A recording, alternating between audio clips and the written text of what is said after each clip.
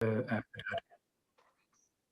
that. Okay, so this meeting will be recorded for the Mahindra Center. I guess it will be available then after in a few days or so on the homepage of the Mahindra Center. I'm not familiar with that. I've never done a screening of the Mahindra Center. So I guess it will be available to everybody, or at least you can access it with the help of a password.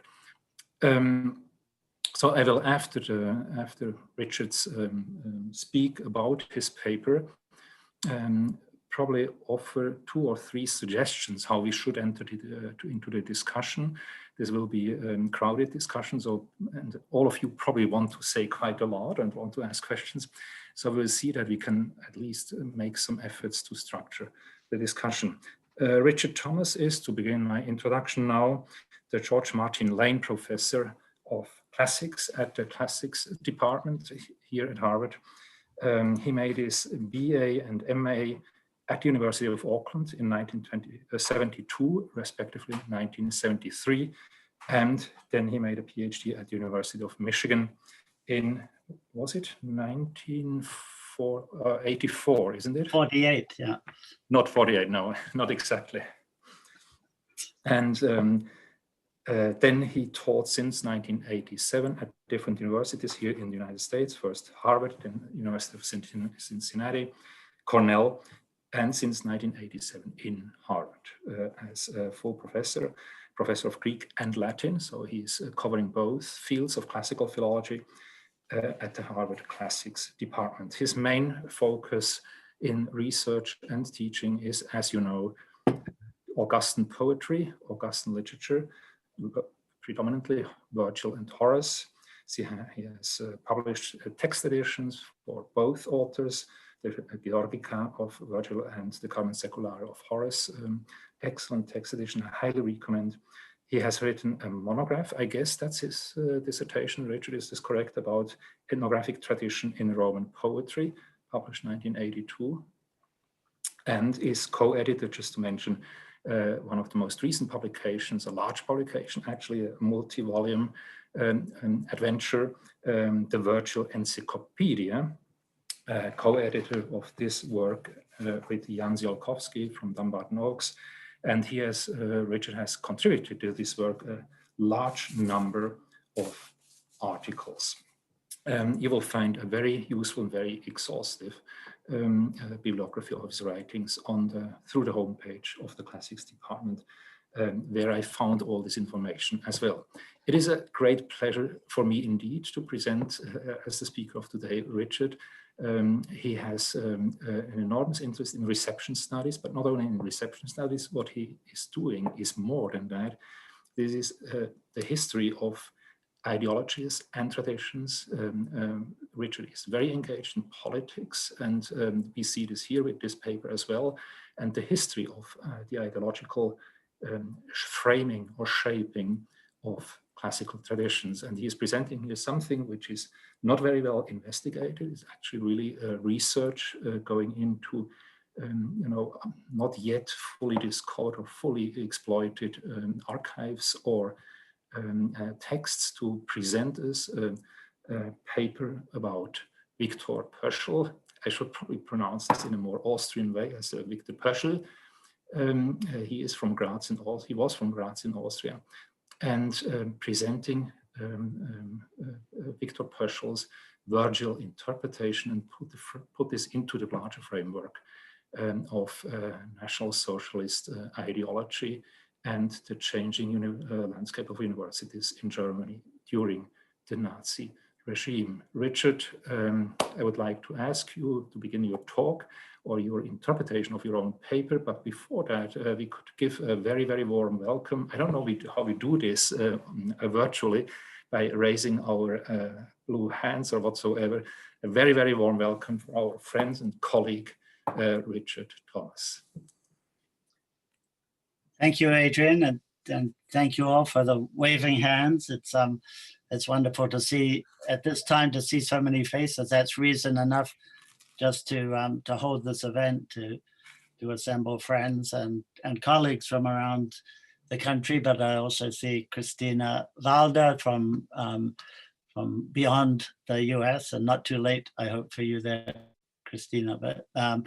But yeah, so some weeks ago, I received finally the proofs. Well, I guess the copy edited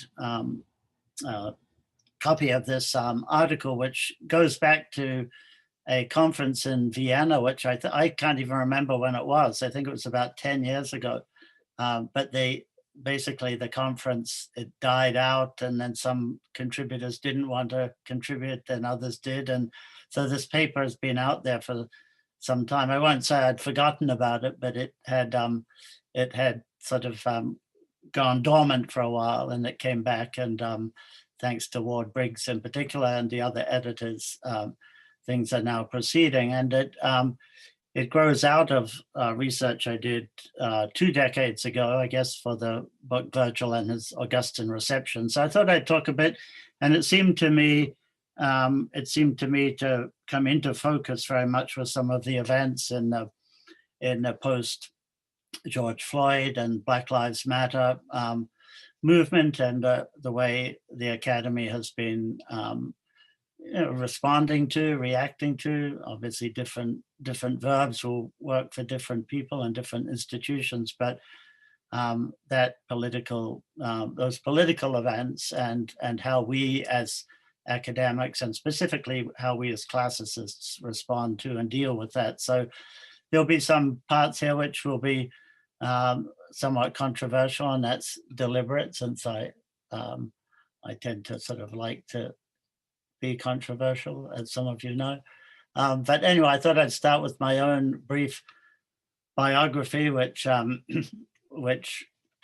you can sort of read. Obviously, I've never taught or written on Caesar, with apologies to those of you who are great fans of Caesar, but I've tended to avoid him, which of course is a cop-out. I mean, one should work on Caesar as somebody who's interested in ideology, but I just haven't, so I thought I'd put that in. But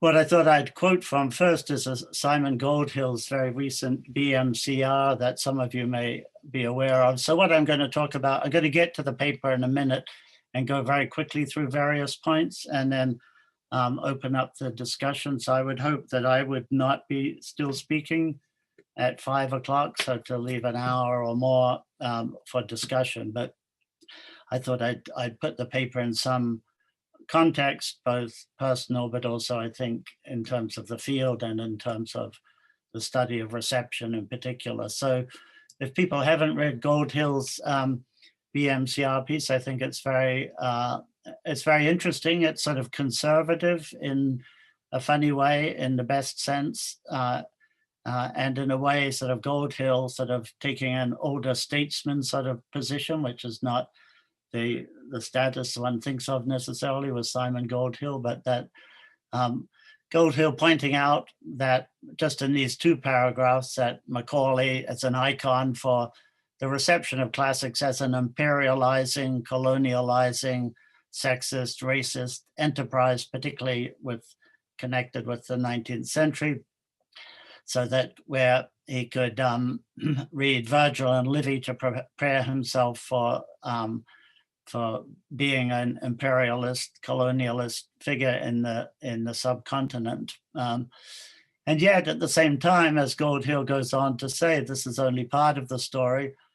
Karl Marx, who completed his PhD in classics, insisted that the French Revolution, with all its principles of liberty, equality, and fraternity, was enacted in Roman dress. The American revolutionaries also saw themselves as following principles they had learned from the classics. I don't agree with all of what Goldhill says, even in these paragraphs, but his point then is that conservative critics said Thucydides was too dangerous to read. Plutarch was a handbook for revolutionaries. Shelley claimed we're all Greeks as a clarion call to political revolution, and that essentially these same texts have been inspirational for political revolution, and that really informs my putting my specialized biography up there at the beginning.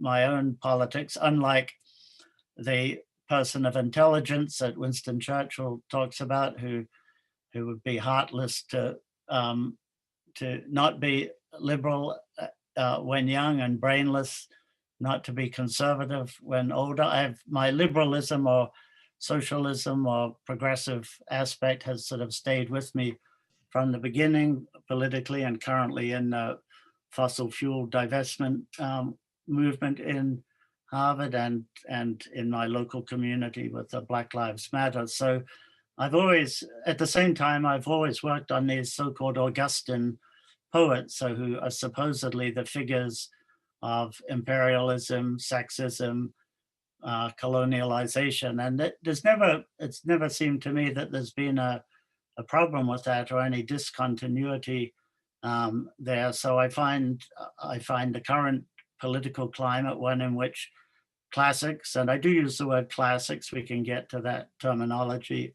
I don't like the reifying of Greeks and Romans. It's a romanticist thing. It's also, if you've read Hitler's Table Talk, but which Trevor Roper edited, Hitler's great on talking about the Greeks and the Romans, not classics. But the reifying of Greek and Roman is something that I think we should think carefully about as we think about how we designate ourselves. But anyway, so that's a bit of background, and the etc. is for more of Goldhill. And here I just put a bit of William Barnes up, so some of you may know the great Dorset poet William Barnes, a self-taught figure from the first third of the 19th century, who was a linguist and writes, is represented in Christopher Ricks's Norton Anthology, but as a writer of standard English, but also writes Dorset dialect. And here he's demonstrably adapting Melibæus, the voice of Melibæus, who's going off into exile. And the exile in the context of William Barnes is poetry and writing is the exile that attends unionizing that's happening in the first third of the 19th century. So those who unionized, sent to Australia, basically sent as convicts for unionizing by elites. And that Barnes writes in this dialect the voice of Melibæus, who is a figure going into exile. And here you can see that, I mean, I won't do my Dorsetshire accent, though some people think it's okay. But so here, I shall never eat another pound of salt in England here where I was born, nor dig another spit of English ground, nor cut a bit more English grass or corn. Yes, we must get to London now next Sunday aboard the ship that is to carry us. For if the weather should be rightish for us, we shall put out to sea on Monday with as few tools and clothes as he goes off into exile. So Barnes was very sympathetic to the agricultural laborers who were trying to unionize, who weren't moving to London, to poverty in London, or staying with poverty as the Industrial Revolution and the mechanizing of agricultural labor came on. So that is a bit of Virgilian reception, and it's there at the beginning of the 19th century before Macaulay was reading his Virgil and Livy about how to govern in India. I don't know how you would learn how to govern in India by reading Virgil, Livy maybe, but so classical reception, one of the themes in what I say is a vital part of the future of our discipline. I think if we don't embrace classical reception in all its forms, we are accepting extinction of sorts. If the history department at Harvard is not really making appointments of people who work in late 19th century history, in classics, we can't expect really to have a future simply by pointing out the joys of Virgil or Sophocles in their own context, which of course we continue to do. And that's part of our task in training, teaching undergraduates, graduates, but the relevance, and that is to say the reception has, in my view, to be a central part of that. I was very fortunate in school to study English literature. So when classicists around 1988, shall we say, were allowed to go outside the 2nd century CE in their interests, before that only comparative literature people like Ralph Hexter here were allowed to do that. So classicists didn't do that. Michael Putnam and I didn't do that. But that all changed probably in the 70s, 80s, 90s. And so then I was very fortunate that this literature that I had loved since school became part of my avenue into reception. So here, just many of you know, the celebration of the 1900th year of the death of Virgil in 1881. And just the second half of that wonderful poem, "Thou that seest universal nature moved by universal mind," and the couplet that we all know, or most of us know, "Thou majestic in thy sadness at the doubtful doom of humankind." So that's not a triumphalist view of Virgil. It's not an imperial view. It's a view of a poet who's majestic in his sadness at the doubtful doom of humankind. So for those who celebrate a glorious, bright, shining Virgil, Tennyson didn't see that, but he saw the beauty and the majesty in sadness. We have to watch out for aesthetics. We'll be getting to aesthetics and the danger of aesthetics with when we look at Purcell and in my essay. But for instance, so in 1881, Tennyson, who is at that point in his 70s, I guess, thinking of Italy from his perspective in England. Now the Rome of slaves hath perished and the Rome of free men holds her place. So that Tennyson, who had observed the emancipation in America and in the 19th century generally, is sort of focalizing that as he salutes Mantovano, Virgil of Mantua. So let's fast forward to 1930, so 50 years, and we get then to the bimillennium of the birth of Virgil and Mussolini, and a figure, and I wrote about this in the book that some of you know, but the president of the American Classical League. This is 1930, so this is when Woody Guthrie is being trailed by the FBI for being a subversive because he was potentially a communist, but mostly because he was in favor of feeding starving people and not sending fellow Oklahomans into exile by sending them off from their land, a bit like Eclogue 1 again. But the American Classical League was a good fascist supporting entity, admired like everybody else in America, or many people in America, particularly on the conservative side, were doing in Italy. Mussolini continued to be pretty acceptable even into the war until he adopted the racial savagery of the Germans, but that's another story. But anyway, Ralph Van der Man McGuffin, who was I think an investigator of Praenesti. I think he was an archaeologist, but he wrote congratulating Mussolini on the bimillennium, and he heard back from Mussolini, whether it was Mussolini or not, whom he translated into English. And this is in the New York Herald Tribune, so that this is a classicist sort of printing Mussolini's congratulation of Virgil. Mussolini's view of Virgil when the strife of factions, distraction produced by long periods of civil war, and even more the avid desire for immediate riches had taken Romans far away from the fields. Virgil sang the love for harvest and for flocks, the supplication of the earth, which bore the seed, the miracle of the branch that puts forth the first buds of the springtime. Then, after having sung of the soil, he sung of heroes, by making illustrious the origin and eternal destiny of Rome.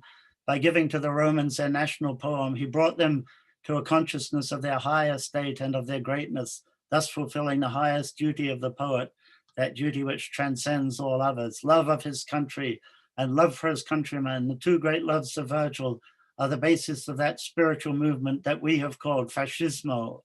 It is for this reason that Virgil lives and will live through the millennia in the soul of the Italian people. So it's rousing stuff. It's partly why Virgil was not really studied in Italy at a very high level after the war in the 50s and 60s. So,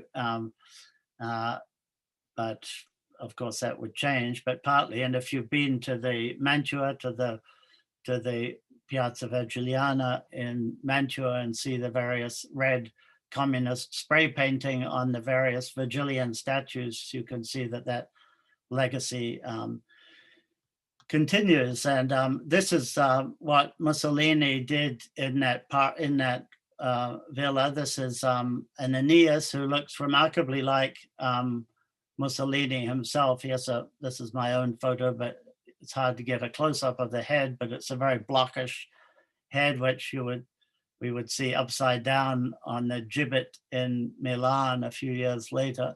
But here, crushing Turnus. So this is the spirit of the Aeneid that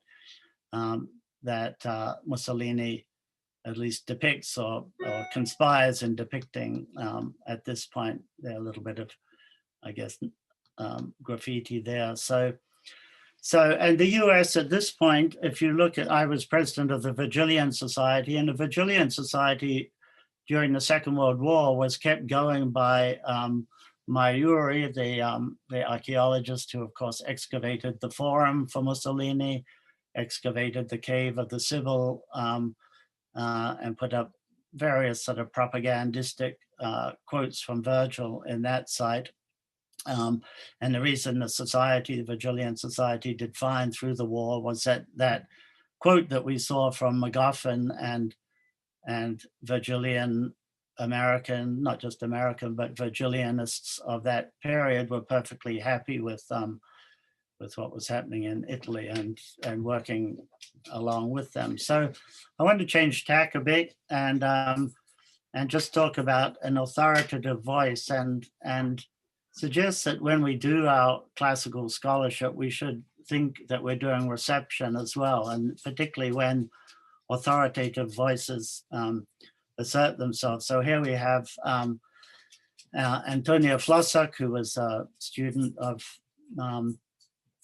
Purcell and whom I quote in the article. She did the obituary of Purcell, which was clearly handled by the editors, and she was made to include certain things which she was glossing over about the life of Purcell. But this is, and I could have included earlier pages where Flossak is taking to task my colleague Michael for not being Germanic enough in his Virgilian studies, but basically she focuses here on Quinn, Kenneth Quinn, and quotes him so that Quinn, killing in anger is common enough in war today as in the heroic age, so too our lust for revenge, striking down victims who plead for mercy, the murder of prisoners as a reprisal. So this is Quinn talking about the passage in Aeneid 10, which doesn't get put on the syllabi for the most part through the centuries, of Aeneas on the rampage, killing various suppliants and so on. And so the war of today is the Vietnam War, says 1973, says Flossak. So basically the desire for war, which is we are to understand the American Vietnam soldier who we have recently been hearing from in the press. So the notion of My Lai, the massacre of My Lai, what that war, the Vietnam War, did to American soldiers who then came back and had ruined their own lives along with other lives while there. And that is something that Quinn picks up on. And what the response of the very authoritative response, I'll just do that, go to the English here. Quinn's new, of Flossak now, Quinn's new Virgil, the anti-militarist and pacifist Virgil, is a testimony to be pleased about, even if the interpretation, especially that of the figure of Aeneas, does not stand up to scientific scrutiny. Note the insistence there on science, the science of philology as determined by this particular scholar and the tradition in which she's working. Because this new Virgil is a kind of bastard, in the end he is un-Virgilian. It owes its existence to fundamental misunderstandings of the real proper Virgil, misunderstandings which are of course symptomatic of the increasing neglect of historical interpretation or the widespread inability to understand history. So particularly you demonize particularly Americans who are incapable of understanding history and ignorant. And this was sort of accepted as just scholarship, and it's remarkable now, 50 years later or 40 years later, thinking back at the way that one had to actually argue to legitimize other ways of reading of that passage from Aeneid 10, for instance, which is so utterly a poet expressing concern about what a human being does when taken over by rage. And Achilles in Vietnam, Jonathan Shea's book shows that the Homeric rage and the rage of the warrior who's lost his friend in battle are exactly the same. There's a epidemiology that is shared. Anyway, so in 1995, I think it was, I was asked to write by a prominent university press a book on Virgil and basically on the left-wing Virgil. That was my Virgil. Other people had been writing at that point, Oliver Lyne, again, Michael Putnam, and various others, Camps, Anderson, William Anderson, and so on. So it wasn't, I started doing that and I started thinking, well, how happy am I being a post-Vietnam angst writer on Virgil? It's sort of been done, people know about that, and that will I simply be dismissed? So I thought, well, why don't I go see if I can find that Virgil, my Virgil, elsewhere in the Virgil tradition. And that really, I had been working a bit with reception before that, but it was really that process that got my interest in the mid-90s in reception as a scholarly tool. And so I ended up producing a book which the university press in question decided it wasn't interested in. They were not interested in what other people were thinking about Virgil. They had expected a book about Virgil by me rather than this book, which is the one that I produced, which was about the reception through time of an Augustan reception, by which I meant a reception that could be used by Augustus and his successors to support some sort of regime, but more importantly, identifying an oppositional voice, such as the voice of of people like Ralph Johnson and myself, responding to the Vietnam War. And so, yeah, that's what I found, and one can see it already here in the Raphael or School of Raphael depiction from the scene from Suetonius of Virgil trying to get Varius to burn the Aeneid, with Augustus pushing the Aeneid away, which sort of figures whatever you think the reality of Suetonius or why, if that detail is a correct detail, why that happened, whether you think as Brock's Death of Virgil, that it's the artist trying to prevent his work from falling into the hands of the autocrat, the monarch, the tyrant, namely Augustus, or for some other reason is up there. But there we have a depiction of that scene underneath the beautiful polychrome Parnassus, so Olympus and something else below it. So here just a table of contents of that book, which I'm not going to go into, but I basically looking at other poets, Horace, Ovid, and Lucan as sort of expressing, again, bringing out, I tend to see those poets as collaborating with Virgil in a voice that's not imperialist, is not simply celebrating empire. You can see traces of it in Servius, the commentary tradition. You can see it in translation, starting with Chaucer and going through into the 18th century in particular. You can see it in the work of particularly 19th century philologists who won't allow Antony to be a victor from the East, because Antony's the enemy of Augustus. So you amend victor to ductor to make it leader, not victor, and therefore not somebody who could celebrate a victory. So basically looking for all of the ways in which the text of Virgil was being diverted into something that it perhaps wasn't. and trying to bring home the fact that all reading is reception, everything we do is reception and is subject to the foibles and the preconceptions we have about things. Then 2 chapters, one on fascist reception, by which I mean Nazi and fascist, German and Italian fascism. Though it's not quite correct of a German version of National Socialism. And then anti-fascist voices there, and then playing with bits of the poem. So here's a figure who is probably as well known as any figure. Anybody not know who this is?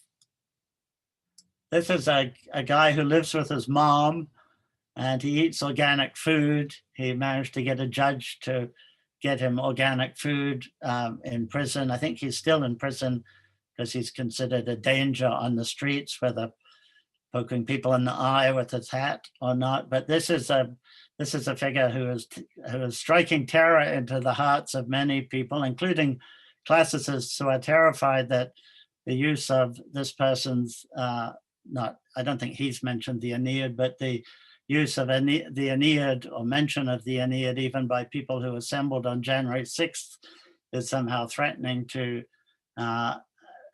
implicate the field of classics with what was happening on that day. And so I will just give you a glimpse of Anders' of a text. Is Curtis here? Is Curtis Dozier? Yeah, Curtis was going to be here, but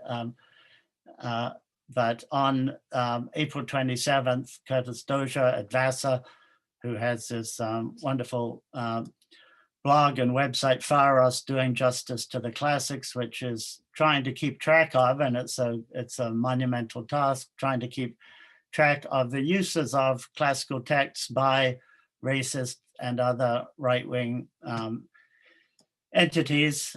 So the Aeneid obviously is going to get used in that process. And so we'll hear, I won't say too much about Curtis's site, but here's just one post of a guy who calls himself Full Moon Ancestry, probably has something to do with the full moon and that god.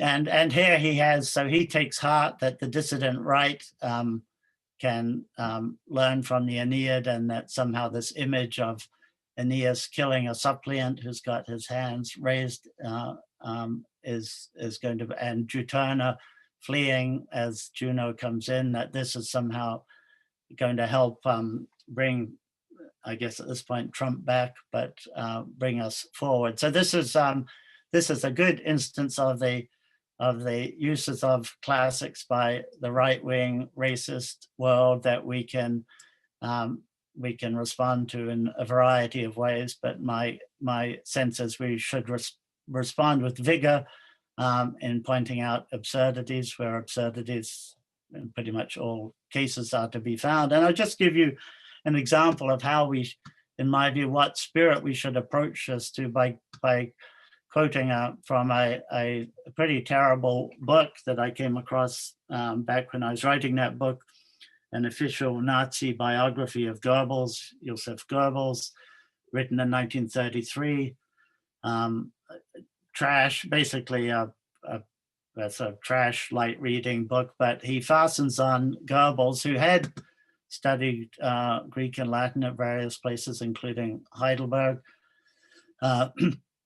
So that this biographer has him translating Virgil's Georgics. And so it's the end of book 1 where Goebbels has said, I don't believe Goebbels was sitting there reading the Georgics for a minute, but this is the heroizing of Goebbels of the world suffering from civil war in Virgil's account, these omens.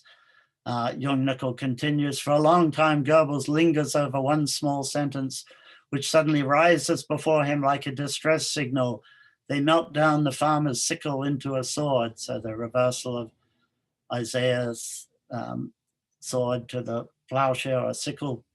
And then has Goebbels reading his Georgics in the evenings in Berlin, where he had been sent by Hitler to deliver speeches. There's a virulent quo usque tandem Catalina, a virulent version of the first Catalanarian opening against the Jews of Berlin. So a use of the classics by Goebbels in his rhetoric that is chilling. But again, my suggestion is we don't stop reading Cicero, we engage these abuses in our own reception work.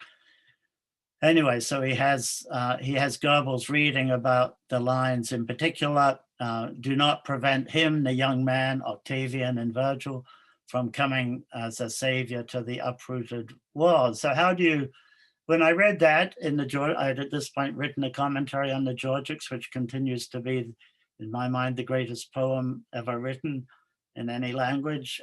So how did I respond to seeing that Goebbels, at least, was held to be sharing my opinion for very different reasons?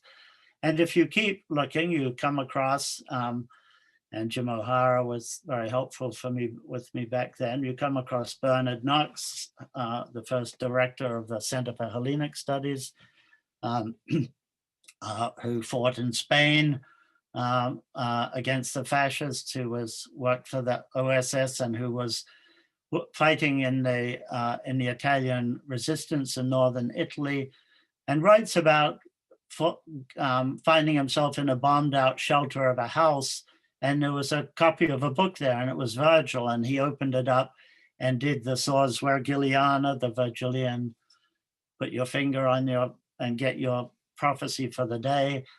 And what he got were the same lines that Goebbels was said to be reading a decade earlier. I opened the book and stabbed my finger at a line. What I got was not a prophecy. It was a cry of agony, the last lines of the first Georgic.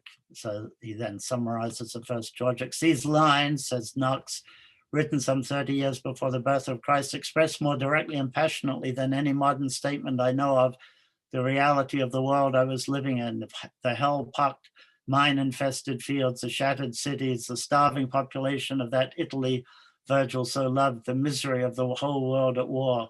It was time to move up. I tried to get the book into one of my pockets, but it was too big and I threw it down. But as we ran and crawled through the rubble, I thought to myself, if I ever get out of this, I'm going back to the classics and study them seriously. So the effect that those same lines had then on Knox, who actually did risk his career. Knox's career was not a conventional classical one, that he sort of came to it in a roundabout way, but who was a major figure in the struggle against fascism and the forces of the mid-20th century. Okay, we can come back to some of this just on terminology. Is something my department, some of your departments may be talking about terminology. My own view is that some keeping the word classics there, owning it, not fleeing into saying we just do Greece and Rome. I've talked about reifying the Greeks and the Romans. And also, to me, Greeks and Romans doesn't include, or very easily include, reception, which to me is an integral part of what we have to do if we're to succeed. By the way, Miriam Kamel will be running, there's Miriam running the questions and could also put things in the chat, which I'm not yet able to look at the chat and teach. I will have to do that someday, presumably, but and so when it comes time to a question. So the rest of this is just the article that I hope some of you have had time to read. It was written, as I say, it was probably written mostly in around the 2012 or so. But as I say, it seemed to me to come into focus a bit. It starts with the basic, well, maybe we have a bit of time before I want to open it up. So let me just take it through some of the the Victor Purcell, who, I have friends, some people on this list who maybe worked with Purcell in Heidelberg in the 60s and 70s, and who, he was a very attractive figure and a very cultured figure in a European sense, with music, art, poetry, and so on. But he wrote after the war this book, Die Dichtkunst Vergils, 1950, published into English in 1962 by his fellow student, a Jewish scholar, refugee, who lost members of her family to the Shoah and ended up in Ann Arbor when I was there. And Jim O'Hara will remember that. Gerda Seligson didn't talk much about this period and she didn't talk really about why she translated Purcell's book, I think. This interview, this oral history that she engaged in, which is a wonderful document, is something that touches on it, but only, as I say, only once really in a 100-page oral history, and it's something that she seems perhaps embarrassed by. Mary Lefkowitz, who's with us, was a student at the Brearley School in New York, and actually was with Gerda in the early 50s in London and did a trip to Germany, and Gerda wouldn't sleep in Germany. They had to go back to Holland. They had to cross the border. So as Mary said to me, per litteras, as we say these days, or per email,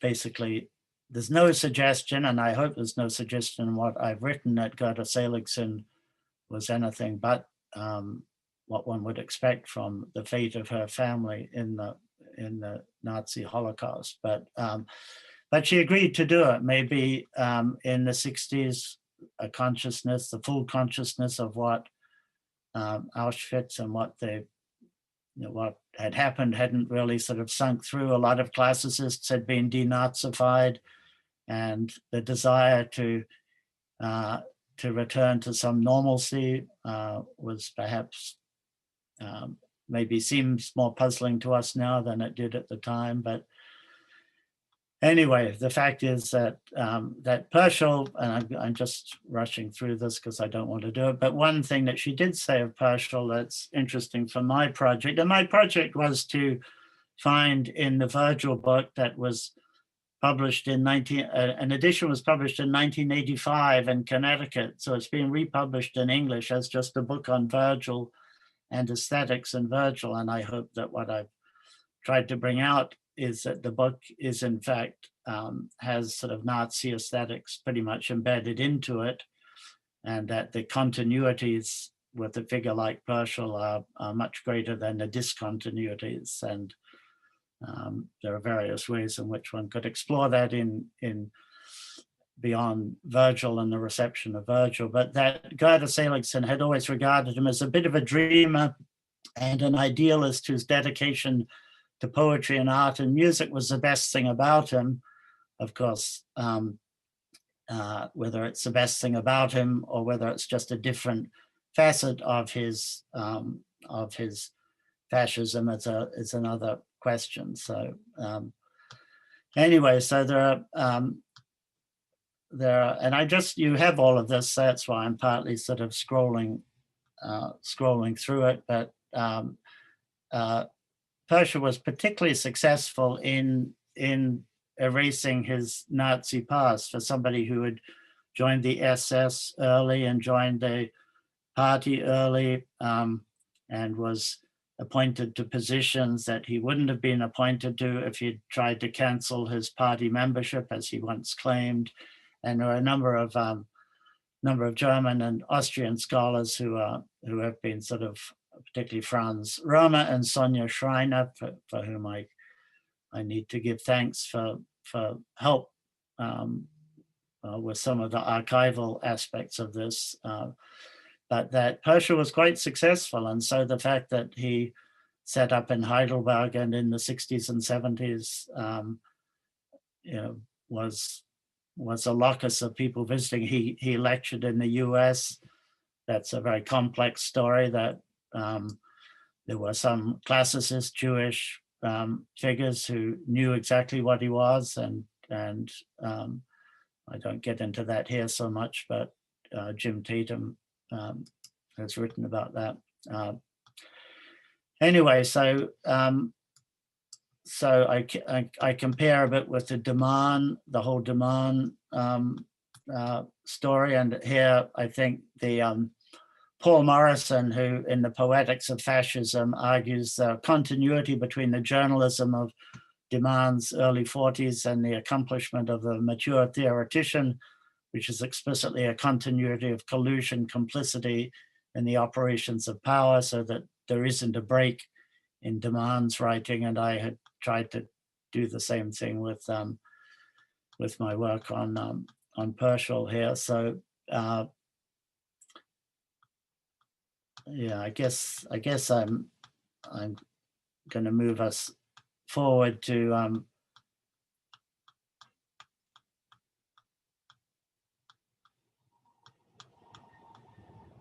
so the obituary of Flohsach.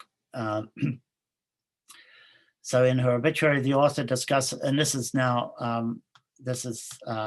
Rebenish, who is also going to be in the same volume that this paper will come out. And in her obituary, the author discusses at length the political biography of the deceased in the Third Reich since the public talk of SS man Pershall, which has recently also been heard abroad, is prone to compromise his scholarly biography. Based on a rich autobiographical literature and some personal testimonies, the attempt is made to relieve the deceased of the allegations arising from his membership in the SS and the party and of its relevant publications in the Third Reich. No notice is taken of the current debate about the involvement of leading post-war scholars in the National Socialist system of injustice. Instead, we read that before 30th of June 1934, the SS, and this is important with regard to aesthetics, were regarded as comparatively civilized organization as compared to the SA. And here we have sort of German class systems kicking in, so that the aesthetic valorizing of the SS over the SA is deeply disturbing and fascinating fascism. Susan Sontag in 1975 discussed the appeal of a new book that came out in that year, SS Regalia. She well anticipates the point Flohsach would make a generation later. The SS were designed as an elite military community that would not only be supremely violent, but also supremely beautiful. One is not likely to come across a book, SA Regalia versus SS Regalia. The SA whom the SS replaced were not known for being any less brutal than their successors, but they've gone down in history as beefy, squat, bear hall types, mere brown shirts, so not the elegant. And when we think of Gerda Seligson talking about the liking of Pershall for music and literature and culture, he wore his uniform, Pershall, his SS uniform, to class basically regularly. So this is a recollection that more than one people have, so that the aesthetics of his attraction there are something to keep in mind of. Anyway, let me just rush ahead to the Virgil, so that basically there are, Pershall wrote about Cato, Cato as the destroyer of Carthage and its code, so Carthage as a Semitic culture that has to be erased by the Aryan Italians. This is serious. I mean, this is basically what classicists were conspiring in this rhetoric, and that so the two ways of writing classics under the National Socialism, one is to basically focus only on what's in classical antiquity, but with a stress on leader cult, racial purity, military prowess and discipline, glorification of the state, superiority of peasant stock, world domination, and Occident over Orient. So there are plenty of texts that you can find, not just in Cato, upholding those aspects of Rome and of antiquity. So merely by writing about those, one could, without having to say CF, Himmler or Goebbels or whatever, one could simply write that as a classicist and therefore have access to the sort of approval that was then forthcoming. And yeah, this is tied up with German Romanticism, which again, the notion of a renewal of a Greek spirit, which is why, again, I think the term Greek itself is problematic and something we need to think about. So that's one way of writing. Another way, then, and we got, Purcell's book on the De Republica, for instance, there was a review, a very unusual review by a Canadian, while Dr. Purcell has given us, in my opinion, and this is now in 1937, so this is a pre-war review of Purcell on Cicero and Roman leadership qualities. Well, Dr. Purcell has given us, in my opinion, only a partisan defense of this unsound theory of Ciceronian monarchism. I do not wish to be taken as accusing him of consciously writing propaganda for the present German form of government in the guise of a classical dissertation. I should rather conjecture that he has two great enthusiasms, one for ancient Greek and Roman thought, the other for modern Führertum, and that he has been overcome by a psychological urge to bring these two enthusiasms together. If he has any conscious ulterior motives, and Keyes, was unaware of the SS membership or the NSDAP membership, it seems to be to promote the continuance and extension of classical studies in Germany. This is a worthy purpose, but it is not worthily served by the injection of emotional partisanship into the scholar's search for truth. So this is obviously an anti-Hitlerian writer, but before the world knew exactly what was going on and what would go on in the years that followed.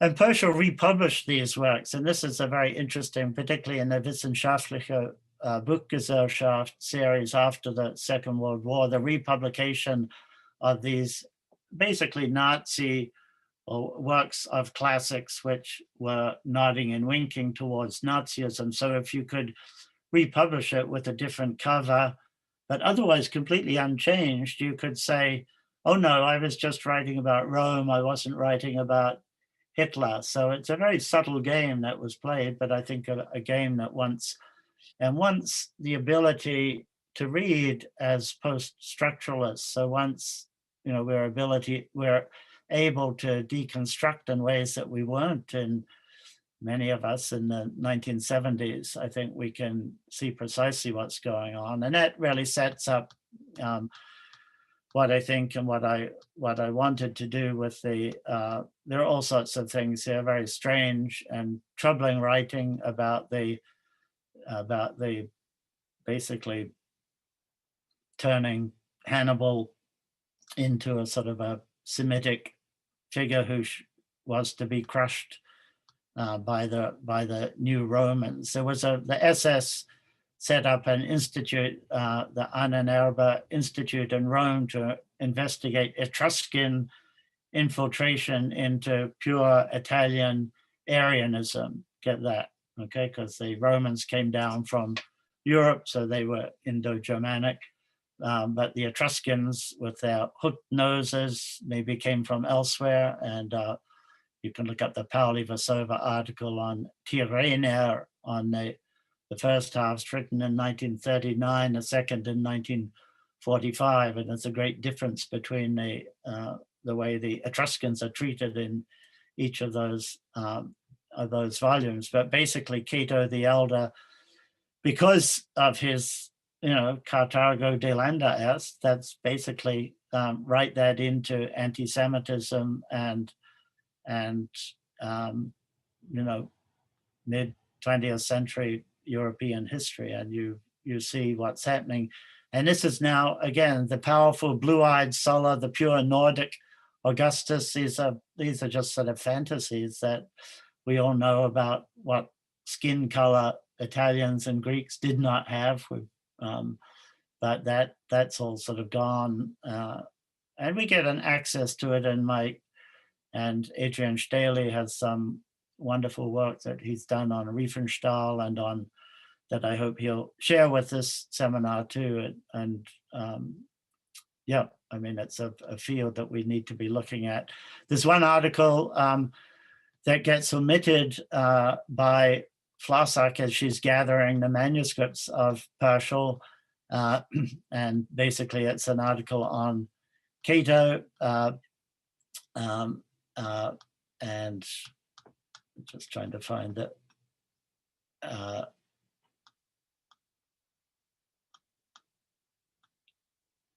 So yeah, this is now Pershal.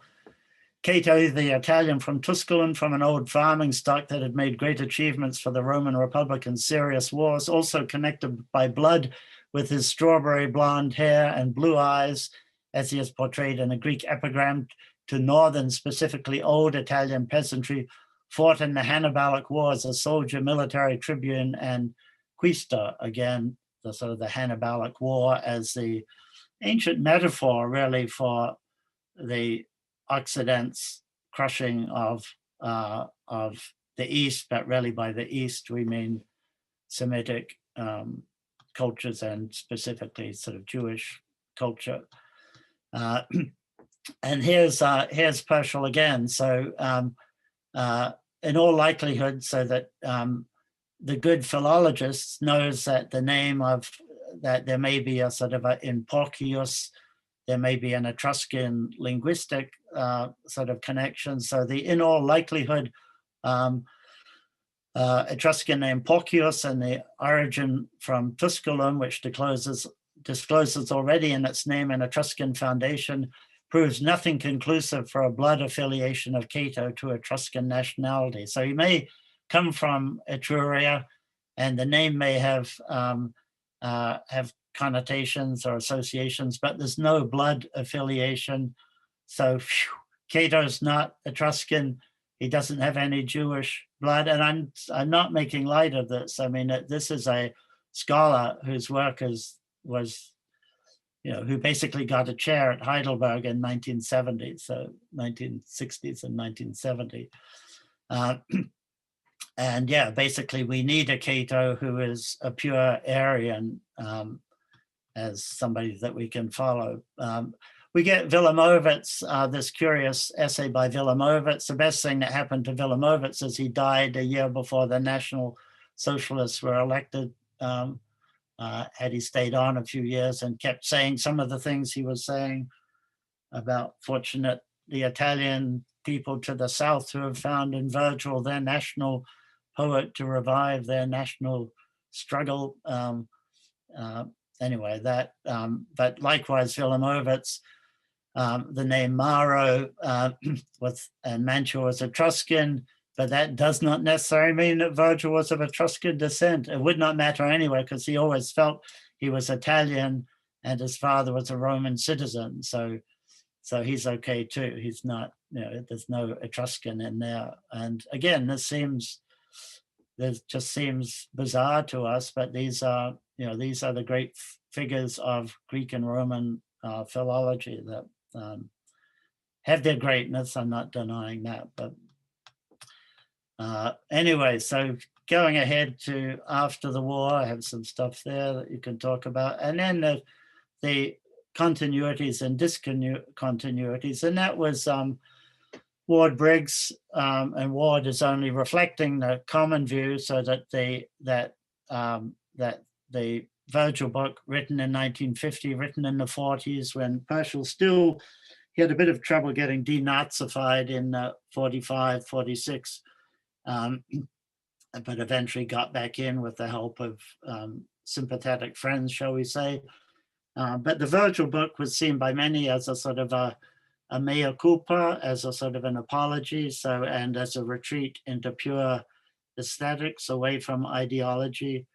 But yeah, my point is that the aesthetics are simply the aesthetics that Sontag and others sort of characterize, and they particularly have to do with heroizing the figures of light and versus figures of darkness, some of which is there in Virgil, but not, I think, as a qualitative, judgmental aspect in the same way that that we get. So here's, and here again, a 1951 review of Pershal. And Pershal was, as I say, was getting invited to this country, to various classics departments, not uninvited or deliberately not invited to a couple, and others. Some of you in the audience may have more detail. I've tried to get detail from what happened with Yale, where there was a disinvitation. I think a departmental administrator was a survivor of the Holocaust, or lost her parents in the Holocaust. And so Pershall, I think, was disinvited from Yale, but I didn't print that because I couldn't get reliable information. But anyway, so the review, the fundamental idea of the Aeneid is opposition between order and the demonic, the taming of the latter.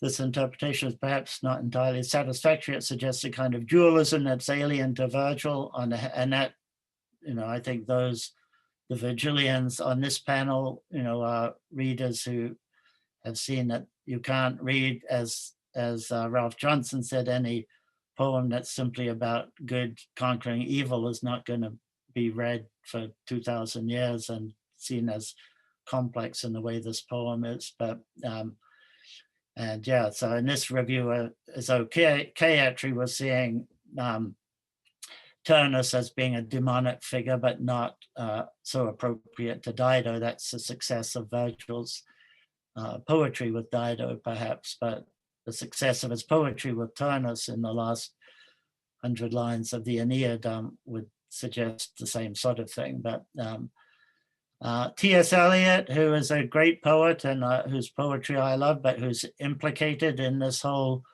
operation to get Germany back into the fold and to get a Virgil who is the classic of all Europe, as I like Johnson refers to it as fudge, which I think is a good, and here's Ralph Johnson. They ignore the fantastic fudge that makes up most of what Eliot in What is the Classic has to say about Virgil, namely the Roman Empire and the Latin language were not any empire and language, but an empire and a language with a unique destiny in relation to ourselves. And the poet in whom that empire and that language came to consciousness and expression is a poet of unique destiny.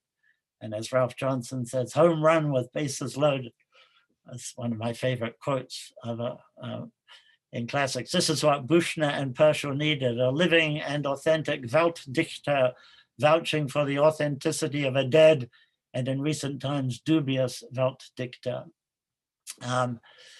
Anyway, on it goes. And I think I had said I would stop by 5 and I haven't, so I think I'll keep this up here and we can come back to it. But I do have a bit on the eclogues, and specifically on eclogue 7 that Pershall in the same period in the 60s writes about. And there, I think even more his racism comes out, that Thyrsis loses because he's dark and his setting is not as attractive and bright and lively as the other setting, which is it's dark demonic forces, which is very much like the way that Turnus is seen. But let me maybe bring this to a stop. But just to say that I hope that, this is in the years when I was working on and finding out a lot of the Nazi uses of Virgil and the classical tradition. It was rather a difficult period, I must say. It was quite disturbing. And I want to just end by relating that to the disturbance that I think some of us feel at the abuses of classics in the cause of racism, colonialization, imperial enterprises.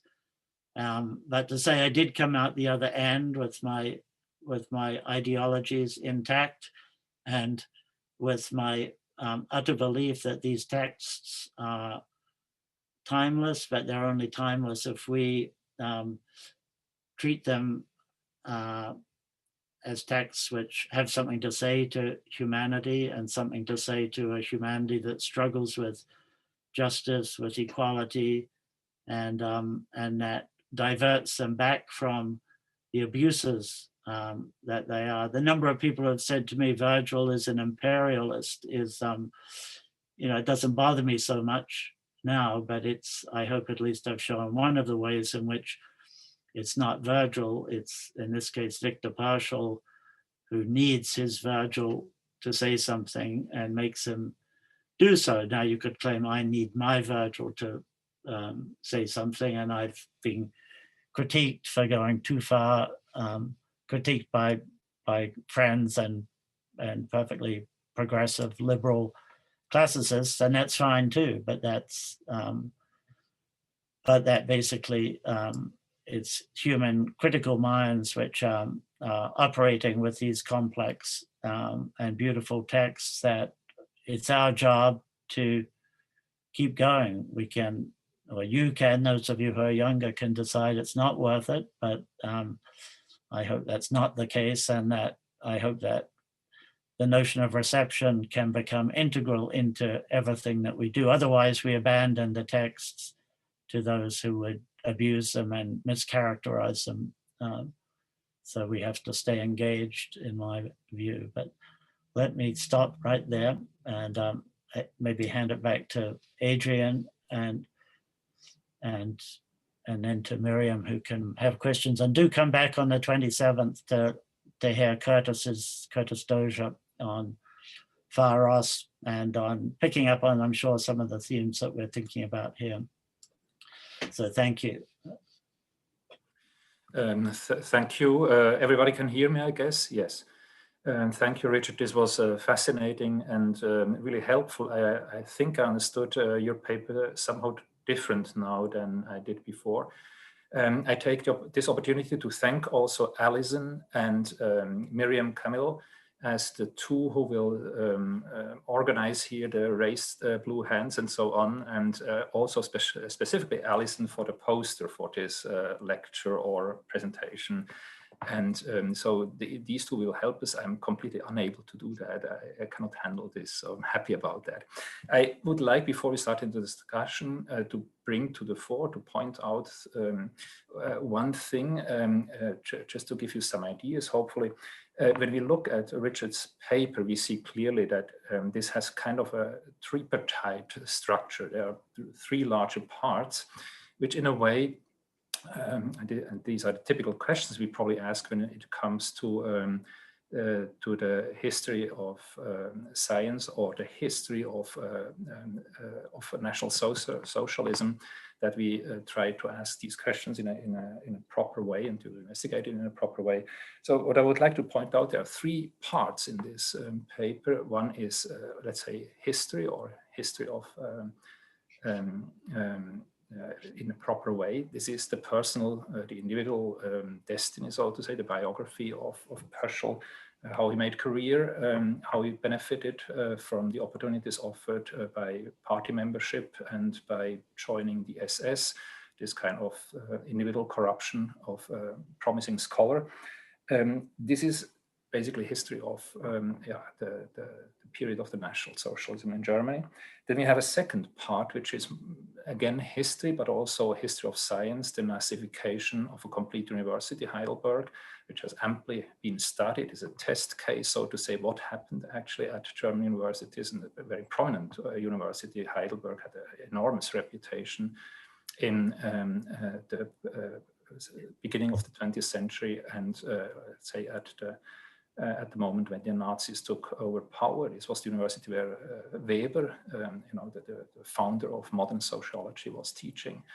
And it had prominent people who were teaching there before the Nazi period. And the Nazification of Heidelberg is indeed a prominent case how to look at what happened at German universities at the moment when the NSDAP took over power. And the third part is what I would call reception history proper. This is what happened to the way Pöschl investigates Virgil or Latin poetry or Latin literature in general. This has to do, of course, with establishing parameters. How can we identify specific,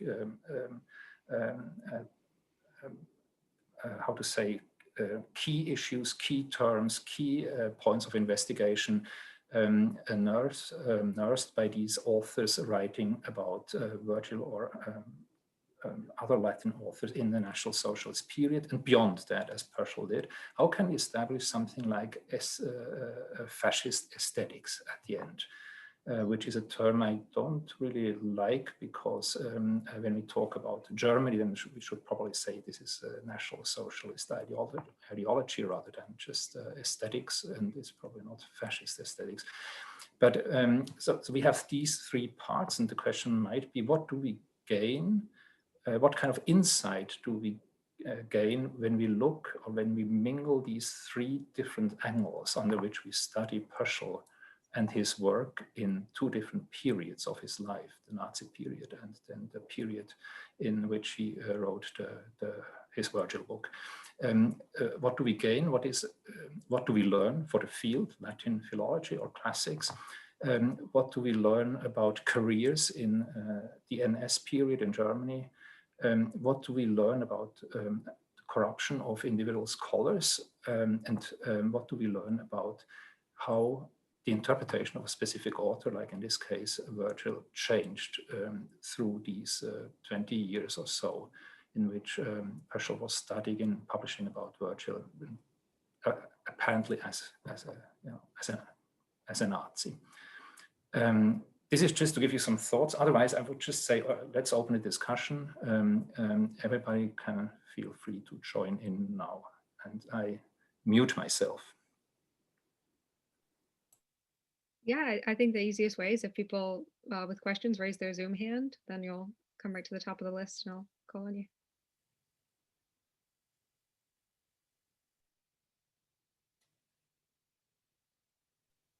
Christine Waldy. Thank you very much for this wonderful paper. I'm very much looking forward to reading it. I just have one question.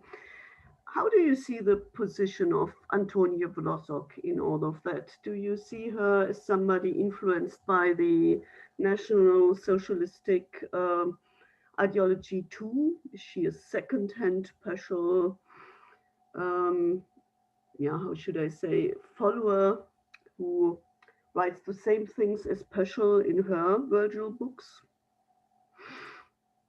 Yeah, thank you, Christina. That's a great question, and I can't fully answer. So she's Polish in background. I think she had a difficult time in the war, or her parents did. So she certainly didn't have a secure period that Pöschl did, but she was a woman. She was a woman academic in the 1950s, 60s, 70s.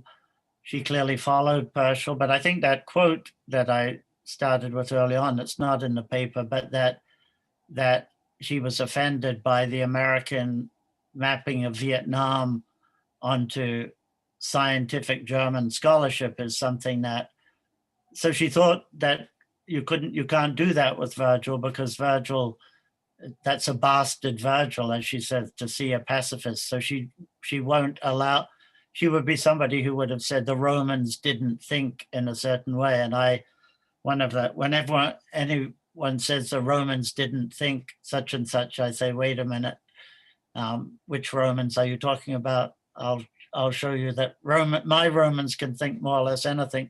So I think she had imbued the sort of notion of classical philology as a science, which goes back through people like Wilamowitz and through, on the Latin side, Leo and others who are.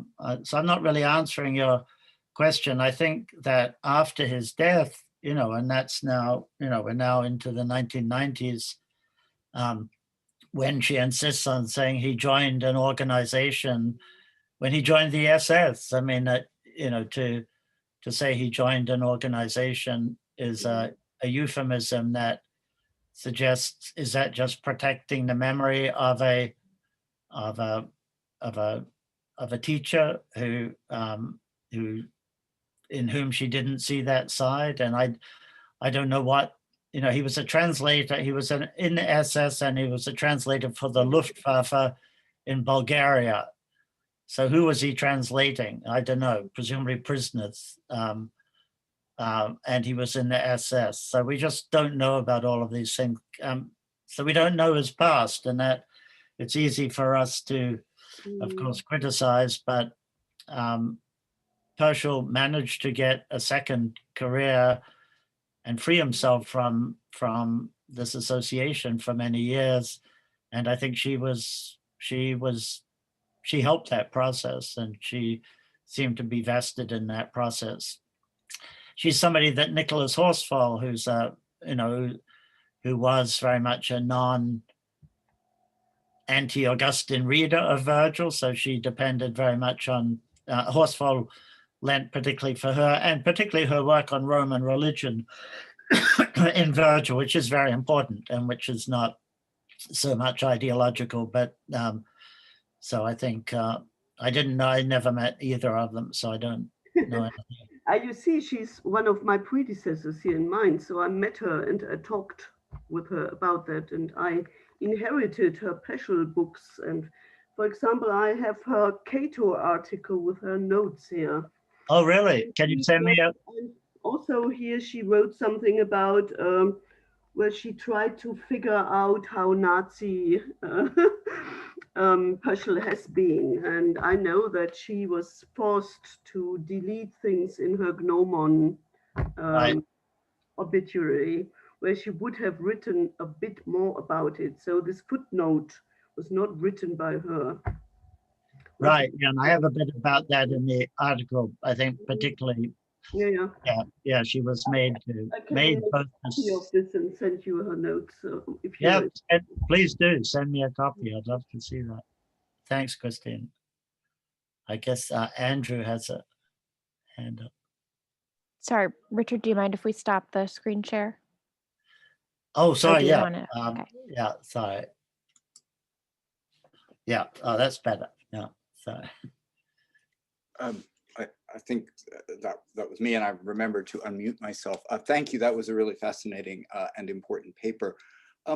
My question is how you continue the story with the history of the books of the book's reception, particularly in this country, where clearly it was a very popular book among a number of people who weren't responding to their own Nazi past.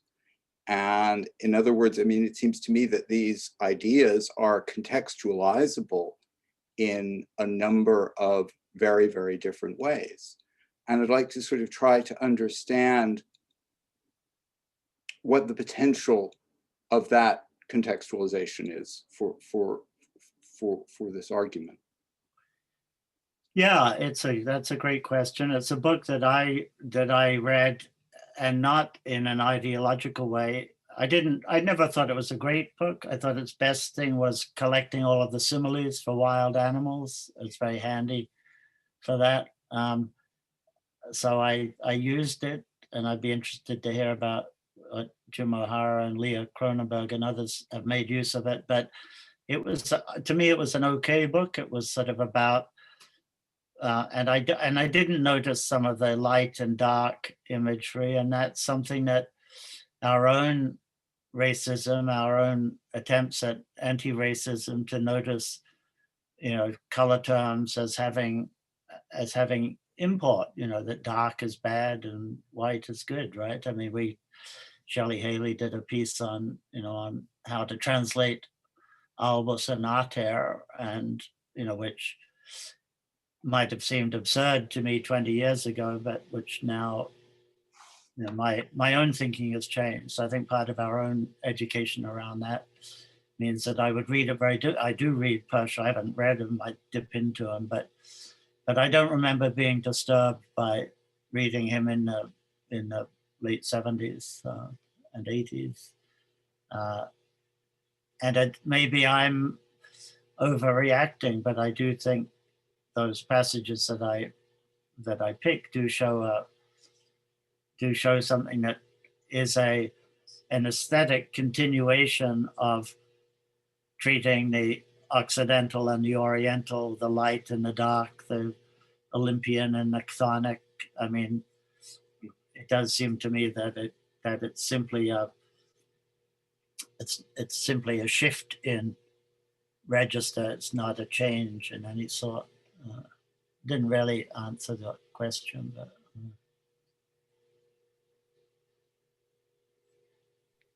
Jim O'Hara, your question? Oh, you're on mute.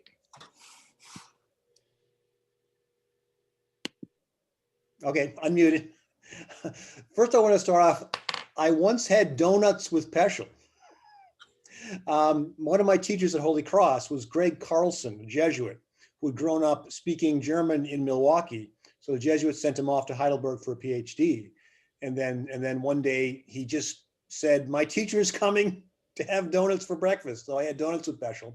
But on a more serious note, when I was reading Virgil Scholarship in the 80s for my dissertation, I found Peschel less harsh on Turnus and less blind on Aeneas than many of the German or German influence scholarships. So I found him be sort of good in some ways. He was what I was arguing against in other ways, but I found many other German or German influence scholarship by people of presumably perfectly fine politics in the 70s and 80s to be more simplistic in terms of Turnus bad, Aeneas good, and in terms of what the Aeneid was about, than Peschel. I found him not terrible and good in some ways. Of course, it is largely, like you said, the imagery, the similes, the initial stuff about the storm at sea. I think I've had students read that, for 1,000 years now. So I found his work less terrible. Maybe it was because my teacher was taught by him, my Horace teacher, not my Virgil teacher. But I did have the sense that he wasn't that terrible. I also wondered if we know, were there any differences in later editions? There was a second edition and then even a third edition in 1977. And I remember at one time, there was some issue I was working on where I was supposed to cite the third German edition and not the Seligson edition, but I don't know anything about the changes. I've seen one reference online that there are very few changes in the second edition. I wonder if he changed much in the third edition.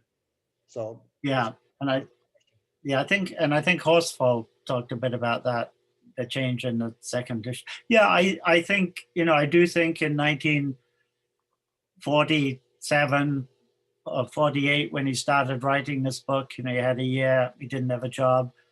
I think it was a very deliberately a different book from what he had done.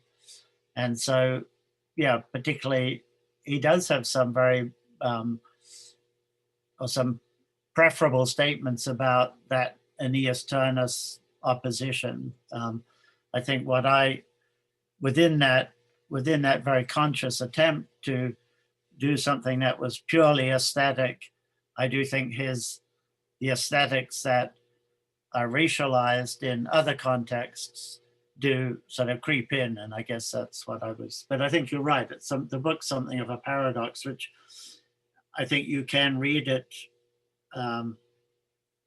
most of it, without being too disturbed by it, if you don't know anything about him. And that brings up an interesting question too, the author and the work. But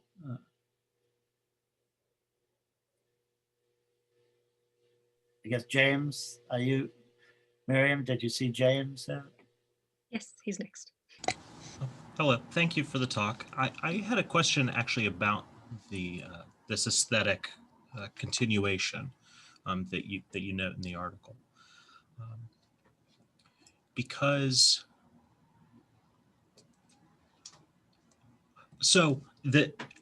one of the things that you attach to is that there is in Nazi Germany this aesthetic idea of this binary, this good evil, light dark, and the various permutations of that, and I think you illustrate well how that comes through in the later, or in the republished work. And I'm just curious, because although we can say that that's part of this Nazi aesthetic, but it's not necessarily unique to that. Like, there are other aesthetics that have a very binary approach. And also there's a relationship of the Nazi aesthetics, they didn't just emerge fully formed. They evolved out of earlier German aesthetics and ideas about art. And I don't know enough about the subject to say, but I was curious while reading that, like how Peschel's writings and these, as you say, fascist aesthetics that you note, how they relate to other earlier German aesthetics, how they relate to other German authors in the 70s, so that the popular German aesthetics when he was republishing these works. And I don't know if you have any thoughts on that, but I'd be curious to know. Yeah, I'm not, that's not a sort of area of, obviously a number of aspects of this I'm sort of feeling my way into, and I think one should do that, obviously carefully and cautiously. And so it's why partly having the readers that I had who helped me, Sonia Schreiber in particular, but has been useful. Yeah, I think, I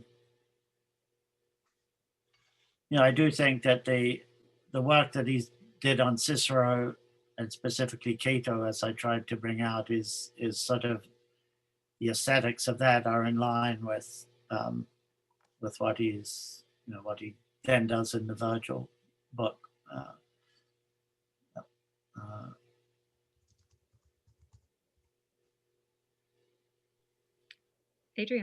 Adrian would be better able to answer a lot of these, I think, too, with them.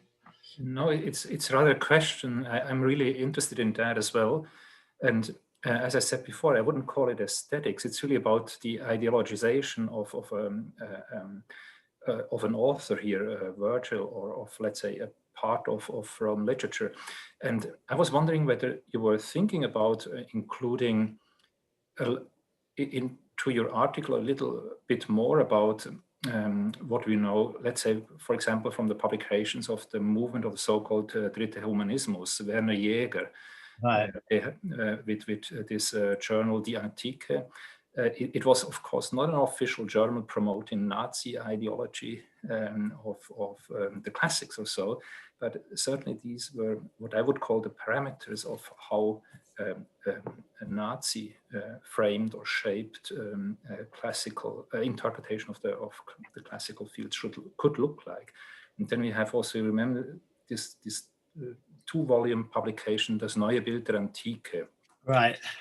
Where Pöschl, of course, is absent because he was a nobody at this moment when this was published. But these were the leading people basically telling about different areas like architecture, Roman art, and so on, and also about different fields of Latin philology and Greek philology, what this could benefit the Nazi empire when they published such things. This was a clear statement about where they see the advantages of doing classics in the Nazi period. I think it might add actually to a better understanding of what we find in the post-war Virgil book of Pöschl, when we learn what were the basic, understandings of what is typical, if this exists at all, or Nazi ideology in the interpretation of classical authors, if this exists at all. That's the question. And the next question I would have is, did you also look at the Mussolini angle, or let's say the fascismo angle? How did they read Virgil, and were there controversial readings of Virgil and publications about Virgil in the Mussolini period? Because also there we have, of course, individual authors with their own interpretations, but we have authors which are working for the Istituto di Studi Romani, and which are basically were promoting a very highly, how to say, formalized ideological trajectory of how to interpret classical authors, and whether this would help to understand better how actually Pöschl is doing his work, and how much he's actually completely, how to say, fascistoid or not shaped by the Nazis. Yeah, well, that's a wonderful series of questions, of very large questions, and yeah, I mean das Humanistische Gymnasium too. So that you look at Gymnasium, which loses its humanistisch title, at a certain point. People like Wretzka and Rudolf Herzog and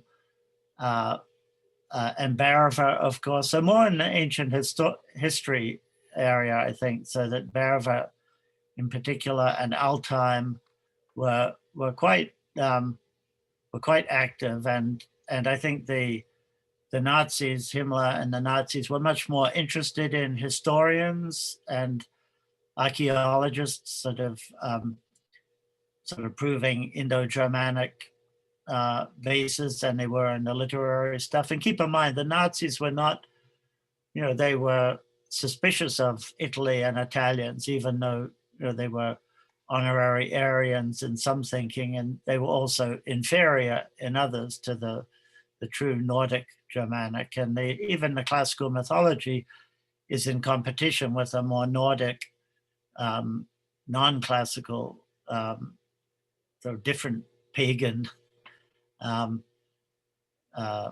entity, right? So that the classicists are not a natural, it's not a natural plug-in to a lot of the Nazi cultural thought about.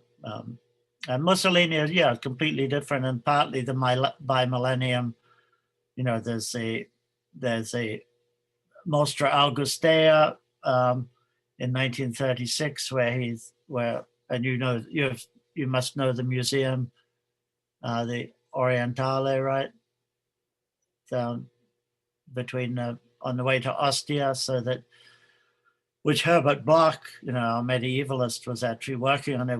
Bloch was a refugee from Kiel and sort of went out of the frying pan into the fire. Jewish refugee from Germany, went to Italy and was working on the Mostra Augustea as a classicist when Mussolini was visiting, saying, you need to align that bust of Augustus with my bust in a better way, so that Mussolini was clearly, in that it was the new Roman Empire, and the absurdities around the bi-millennium. There's a contest for the best epic poem, and I forget the poet who won it, in Italian, not Latin, about Mussolini going up to heaven and becoming a god. And there's 30,000 lines, I think, 30,000 lines of epic poetry. And if you go to the Virgil Academy in Mantua, which is like an 18th century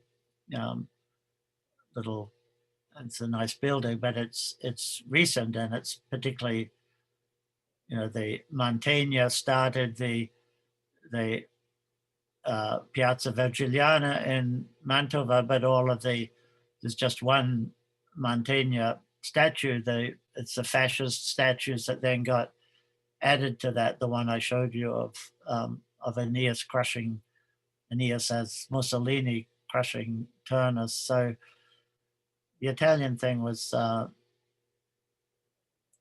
less systematic, maybe. I mostly know the Virgil stuff and the 1936, the Mostra Augustea, which is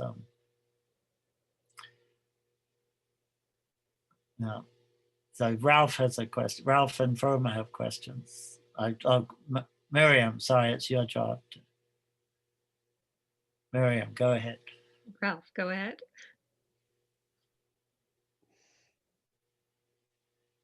Sorry. Thank you, Richard, so much for this very thought-provoking talk. My question really is more a question of you to perhaps reflect on an interesting maybe paradox that I feel, because in a way you're doing reception squared, Virgil's reception, Purcell's reception of Virgil, and then our reception of Purcell. And I'm thinking of the fact, as you've made the point often, when various people will say the Romans and the same thing about Virgil's text, there's a lot of different things there. We don't really know what Virgil thought, and then how do we claim something versus text, as your own study and so many others have shown? It's meant so many different things over time. And yet when it comes to Purcell, as you've shown, even though people tried to obscure it, we know so much about him, and you're using that in a sense to, shall we say, pin down his reading. I'm sort of thinking how different it is when we have abundance. I could also think of work on Wagner, particularly in the light of Alex Ross's Wagnerism. So I'm just wondering, as you think about doing this kind of reception, how does what we've learned about Purcell affect our use of what might be worthy in him, or maybe that's not the most important part, but I think you get a sense of what I'm struggling with in these two different modes of working with an ancient author versus one who's more recent and in which we have so much more documentation about. Yeah, that's a great question. And yeah, and it picks up on Jim's question too, so that the similes and stuff are useful. And it's a bit like the question with Eliot and Eliot's anti-Semitism, which has sort of come back in being discussed in various places. And Eliot was an anti-Semite. Now, do you say so were they all? No, you can't simply say that. But what do you do with that? Do you say, I therefore don't read Eliot, as some people will? I don't. I mean, I find it hard not to read Eliot as I'm thinking about, or Pound for that matter, who's jailed in Italy for being a collaborator against the Allies. So I guess there you separate the writer and the writings, which is a dangerous thing to do, but which I think with art, but you be utterly aware of it, and so you don't, you don't pretend that it's otherwise with Eliot. And I think that Eliot, the What is a Classic essay, the upholding of what is a classic, which is a terrible, the most civilized moment in European history is when Dido snubs Aeneas and he takes it like a man. This just absurdities that Eliot, Eliot doesn't seem to have been a very nice person, but that he's the poetry. Without Eliot's poetry, the world would be the poorer. So thank you. So Miriam is going to take us to the next one. I did want to mention Jackie. I see Jackie Murray is here, and one thing that Jackie gave a talk for our pre-modern race seminar a few weeks ago, and is doing this wonderful reading of the Odyssey through transhistoricism, and that is being deliberately what we used to call anachronistic, I guess. And Jackie, you can correct me if I'm misquoting you, but the deliberate, hey Jackie, the deliberate lapse of our our function as historians and those who demand adherence to the historical record and criticize anachronism and so on, the deliberate letting of that lapse, which is sort of the way I've read Virgil since I was in my 20s. I've said, yeah, I see in the Aeneid a critique of the Vietnam War. I mean, I've been perfectly comfortable dealing with that. And I think that transhistoricism, which is what it is, right, Jackie? You can speak to this, is something that she's suggesting that we can racialize a reading of the Odyssey in a way that pedagogically makes it useful and makes our field useful, I think, in the debates that we're having. So I know Froma has had her hand up, but at some point, I hope we can get back to that question, because I meant to bring it up in the context of talking about being an anti-Vietnam person and reading Virgil as allowing that or supporting that. But Miriam, you should call on Froma. Froma's Island, please. I'll be very quick. The first thing, as you were talking, I remember that in my own graduate education, when I was an overage graduate student, we all knew that Purcell had been a Nazi. So we said, oh, you're reading Purcell's Virgil, but he was a Nazi.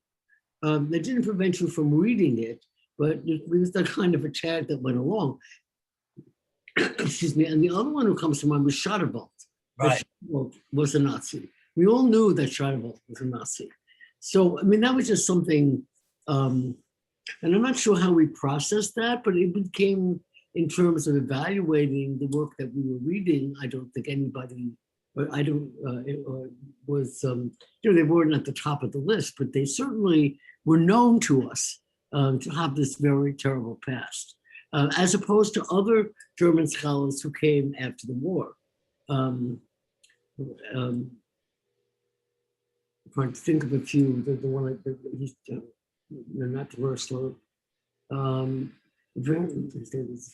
He was from Rostock, and he taught at Columbia, for example. Anyway, Yeah. but the only thing I was going to say was that I couldn't help thinking of what happened after the First World War with relation to classics, and that the Fondation Hart was founded as a gesture to making peace among all of the combatants, of the European combatants in the First World War, on the grounds that they could meet in a common place in classics, that somehow classics would be the idealistic link that would be able to overcome political and differences. And so, I mean, I don't know if the Fondation Hart ever lived up to it, but that's what the founder of the Hart had in mind. And that's very different in a way than what you've been discussing. But there's some idea that maybe a fantasy, of course, that classics can be neutral and can be the ground on which we can all stand. I just thought I would bring that up in your context. Yeah, no, that's a great point. And Shadowvault, yeah, so you and I are closer than you think in our ages and so on. As I remember working with Jerry Else at Michigan on Shadowvault, and Else and Shadowvault were quite close, but Shadowvault's Ilias-Studien, why wouldn't you read that as a Homeric scholar? It's a great piece of work, and one did, and it's a bit, I think, like the point I was making with Eliot, and I think Shadowvault was worse than Peschel. I mean, Shadowvault went to Munich to try and talk Pfeiffer was a Catholic, anti-Nazi, to talk Pfeiffer into supporting the regime, and Pfeiffer is said to have looked at his watch and said to Shadowvault, there's a train that goes back to Heidelberg at 10 o'clock. If you hurry, you can get on that train. And Shadowvault, who had been a colleague of Frankel's before the war, but hadn't stood up for Frankel at all when Frankel was basically being forced into exile, and Shadowvault sent Ilias-Studien to Frankel with the motto "Memor," I remember. And Frankel, I don't know if this is true, maybe Mary, you know, but that Frankel is said to have sent it back, having added the inscription "Et ego," so do I, and sent the book back to him. So and it's tough. And I think we also have to should always imagine ourselves as in 1937, having a job and having 2 kids or 3 kids, and thinking, oh, if I lose my job, how do I feed my kids? What do I do? How do I function as a classicist or as a scholar, as a humanist? And I think not to stay engaged with that thought is sort of arrogant and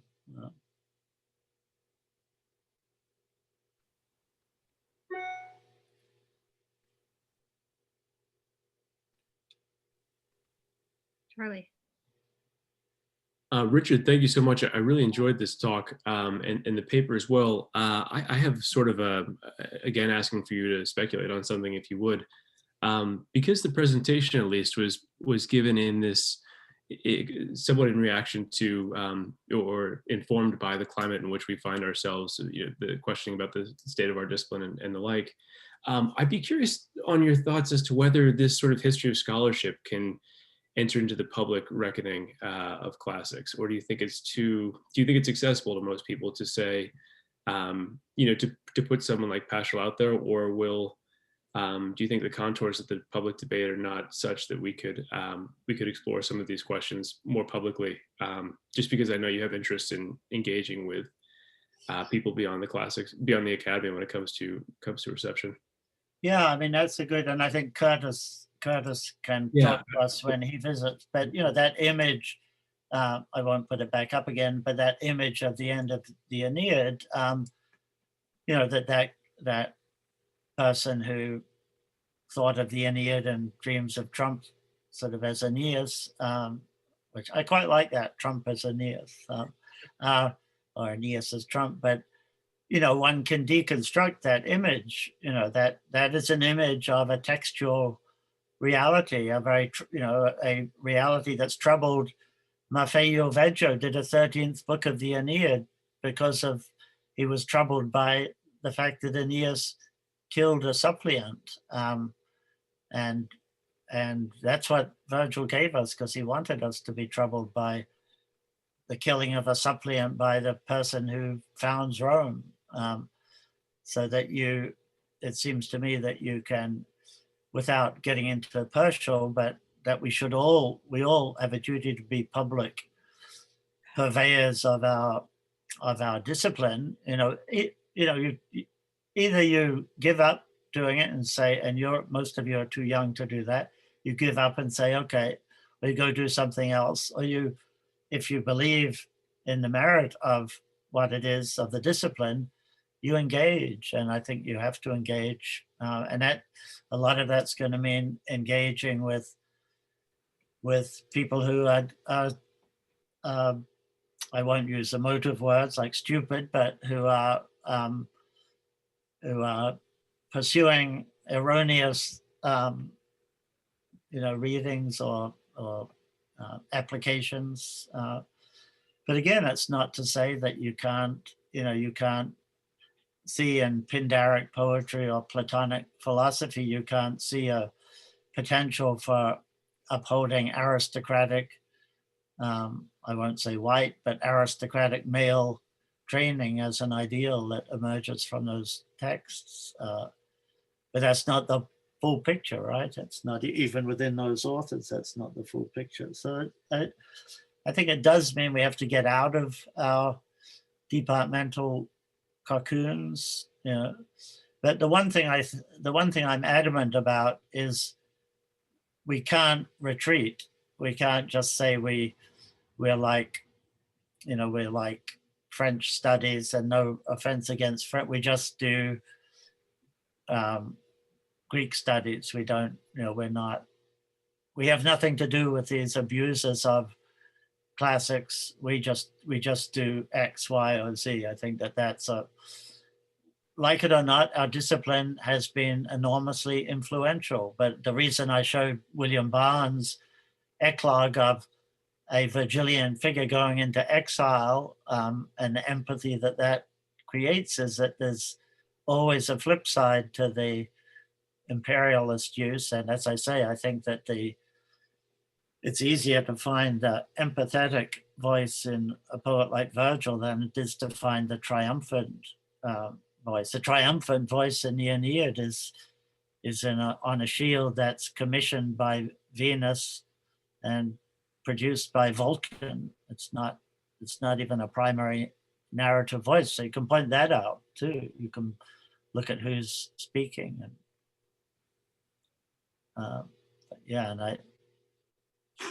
that's a great question. Yeah, how we do it. Thank you. Miriam, David Petrain, my old friend David Petrain has his hand up. Hi, Richard. Thanks a lot for the talk, both the paper and the prefatory material. I actually wondered if you'd speak a little bit more, thinking about the public face of our discipline. Could you say more about I think you referred to it as a terminological issue, classics versus Greek and Roman? I'd love to hear your thinking about that. Yeah, well, I should be a little careful because my department is beginning to, and since you're an alum, you'll be hearing from us probably, but my department has initiated discussions, and we are the department of the classics, which is ridiculous. The second definite article should go. Everybody in the department would throw it out tomorrow, but we haven't quite done it because some of us are thinking that other things should go, or that we should Greek and Roman studies or Mediterranean studies, but we don't do Egyptology. So my own view is that we should own classics. It's not easy, and it involves explanation, but that we should own it and deal with it and say what it does mean, what it has meant. We should immediately say we're not the only classics, and that's why classical studies. I wrote Robin Mitchell Boyask at Temple because I know in the 90s Temple went through this, and then now I think the Department of Greek and Roman Classics, which I think wouldn't fly with various constituencies, but that's we have 2 tracks, classical language and literature and classical civilizations. Classical civilizations to me is more problematic, and that could become European civilizations, or Mediterranean civilizations, along with Greek. But yeah, I'm being a little deliberately cautious, but it's not great, but I do think classics or classical studies, my PhD is in a department of, like Jim's, Department of Classical Studies. Is that slightly better than Department of Classics? And if so, why? I'm not, is classical antiquity, is that better? Should the ancient historians call themselves the Greek and Roman historians? Why should they be? Are they the only ancient cultures that exist? So I think there's lots of horse trading, and I don't myself see anything that replaces classics that gets reception, and too. That's something that I'm quite strong about. That if you simply say we study Greeks and Romans, that's sort of throwing in the towel, in my view. Froma has a question. But. No, I thought there's a lot of. You're mute, Froma. You're mute. You need to unmute. You're mute, Froma. I'm muted. Okay. There you go. Now you're better. Well, I applaud you for your forbearance and not mentioning what's going on in Princeton. I was waiting for you to tell us, give us an update. It's been awful. It's been really not a very good thing. And we have a superstar, and Daniel Peralta Padilla. I mean, he's an amazing performer. I taught him Homer many years ago, and he certainly is brilliant. But, it certainly has caused a great deal of stir. I mean, of course, nationwide, because of the article in the New York Times, to which there were about 1,500 responses that were really worth reading. And this is the dilemma of a culture of cultural specificity versus current contemporary demands, and where you started with the way the right just used us in this appalling way. You've gotten really into the culture wars in which classics and its so-called elitism, its claim to be the basis of Western civilization, it's all of these various things have come under attack, and it's difficult in a way to know how to deal with that. I mean, certainly over the years, I would say that that classics, let me go back to one thing about Harvard, which I can never forget, was that at one time Plutarch was not allowed to be on the reading list because his Greek wasn't good enough for students who had to deal with Greek. This is a true story, I suppose, about Harvard. So just from that standpoint, it's very difficult in a way to know what to do. We've taught gender for years, we've taught medicine, we've taught law, we've taught slavery, we've taught the other side of Rome, and various other things. But we're still now in the midst of this this sort of reassessment and being on the defensive. So anyway, I just thought I would applaud your forbearance and not mentioning the problems we have at home. Right. Well, they're not. Yeah, they're your.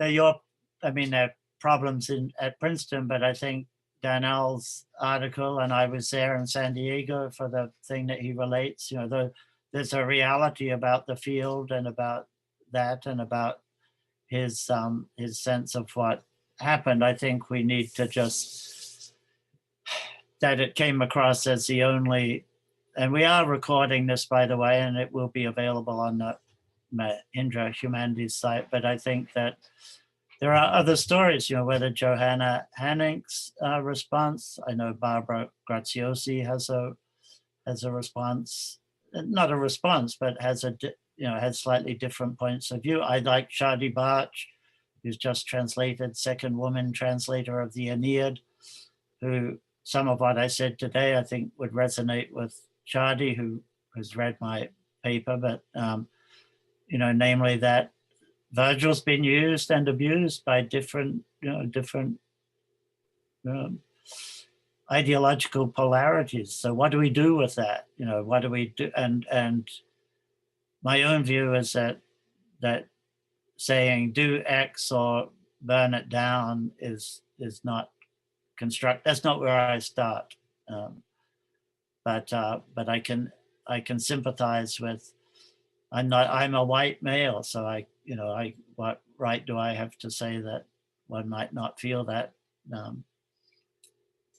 when, if you're not a white male, but anyway, I think, Miriam, I think you're itching to call on a couple of other people, but thank you, Froma, and yes, that will be the extent of our exploration of the Princeton departmental situation. Benjamin Acosta Hughes. You're muted, Benjamin. Ben, you're muted. Got it. Thank you. First of all, I'd like to just thank Richard. That was marvelous. It was very thought-provoking and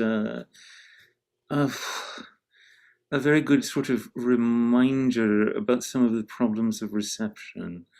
I just sent Richard an email, but wanted to recommend to everyone else. There's a book that has a number of good analogies here. It's by Luciano Canfora, and it's called Il Papiro di Dongo. I can send a message to everyone in a moment, but it's about the Medea Norsa, the papyrologist, and her struggles in the Italian Academy under Mussolini, particularly with Hellenists who were anti-Semitic and who opposed the advance of her career. And it's a marvelously done narrative, and it's a very thought-provoking, interesting, and also rather sad reflection of our field at one time. But I will send the title to all of you now. I think it might go very well as a companion piece to Richard's talk. Oh, yeah, please do, Ben. I see it in there, but if you have a reference, yeah. And Canfora is the foremost Italian scholar who's really explored this, the uses of classics in Nazi and fascist things, along with some German scholars of the 1970s. Really, it was not the generation right after the war, but it took a generation, and it took the uprisings, the German, a lot about Vietnam again in the 60s and 70s, the leftist uprisings in Germany, to then create this space to examine the Nazi past. That in the 50s and 60s, it was people were holding their breath and hoping that it had gone away and we could just move on. I mean, including my dear departed colleague Albert Henrichs, who left Germany partly because of the student uprisings. He was not politically of that persuasion, but but thank you, Ben, and good to see you. Samuel Green. Thank you very much. First off, I want to say I loved the talk, and Richard, if we were in person, I'd ask for your autograph because I'm a fan of your scholarship on Bob Dylan. but I wanted to also sort of say I strengthen or agree with your statement that we shouldn't give up the name classics, because I think it would be an empty gesture. And I think that it's odd to hear that being the way that our departments are responding to this kind of thing, because I have like 4 kids in my class, every single one. Like, we have the smallest department. Like, who cares what we call ourselves? Like, I don't know. I think that to me, the thing that was more kind of like jarring to hear was that this guy who obviously you said he wears SS uniform to class, like, and everyone's talked about this, that it was strange he received such a, you know, easy place in the universities, that when he was going to go to Yale, you know, they had to politely let him know he wasn't. And so I don't know what it looks like, but I just feel like we should definitely changing the name from classics and trying to run away from something like this. Yeah, will not help our case. And I think that if anything, we need to there needs to be more of a recognition that not that long ago, a former Nazi could have a place, you know what I mean, in this discussion, and we still, you know what I mean, because. So anyway, I just wanted to say that I agree, and I don't know what it looks like, but. So Samuel, where are you teach? Are you a teacher? No, I'm actually in Benjamin's class. He's kind enough to let me know this was going on. Oh, good. Okay, good. Well, that's great. Yeah, and we haven't, and don't get me wrong, I mean, we're in a very, I don't want to mischaracterize my department's where it is, but we're sort of discussing, we may end up discussing and deciding we want to be the Department of Classics. We'll very definitely decide that over the classics. So even the poster, and I want to thank Alison too for the brilliant poster she did. But the second definite article is there, but it's tenuous, and if nothing else goes, that will go. Whatever other changes. But Jackie, did you have a question? No. No, I was just thinking. I was just like thinking. I didn't have a question yet.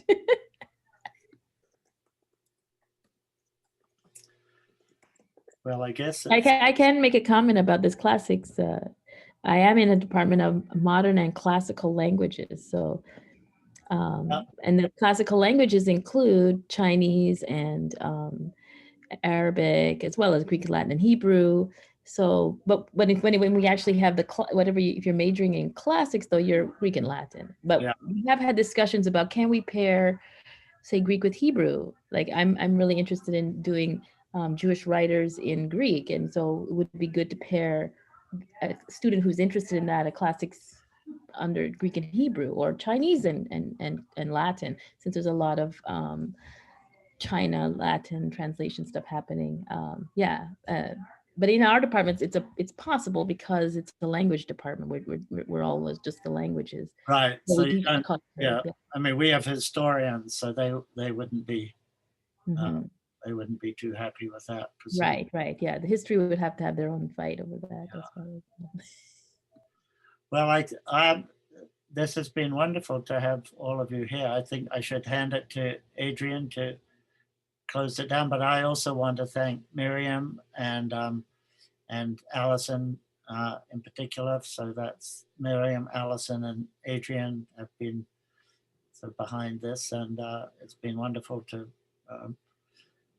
do this in the time of COVID, and we definitely, some of these scenes will continue with Curtis Dozier on April 27th. So stay tuned and come on back for that. But Adrian.